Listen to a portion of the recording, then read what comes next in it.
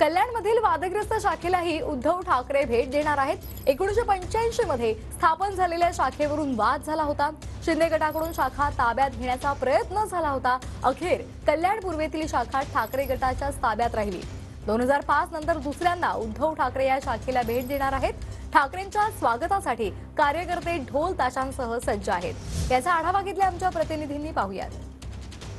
अवघ्या काही तासांमध्ये कल्याण लोकसभेमध्ये उद्धव बाळासाहेब ठाकरे पक्षाचे पक्षप्रमुख माजी मुख्यमंत्री उद्धव ठाकरे हे येणार आहेत आणि यासाठी कार्यकर्ता देखील सज्ज झाला असून त्यांनी शाखेमध्ये विविध तयारी केलेली आहे।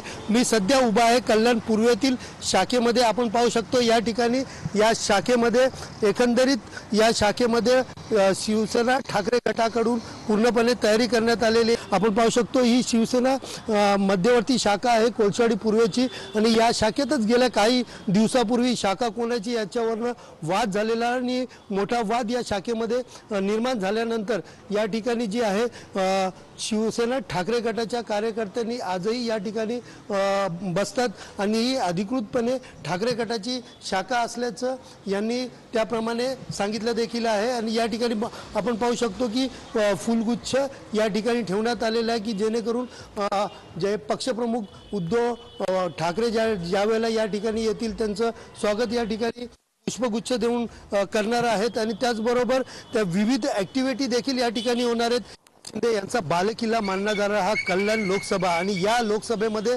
उद्धव बाळासाहेब ठाकरे ज्या वेळेला येतील त्यावेळेला मोठ्या प्रमाणात शक्ती प्रदर्शन देखील या ठिकाणी ठाकरे गटाकडून मोठ्या प्रमाणात करण्यात येणार आहे। कॅमेरा पर्सन गणेश रहाटेसह सुनील जाधव, TV9 मराठी, कल्याण।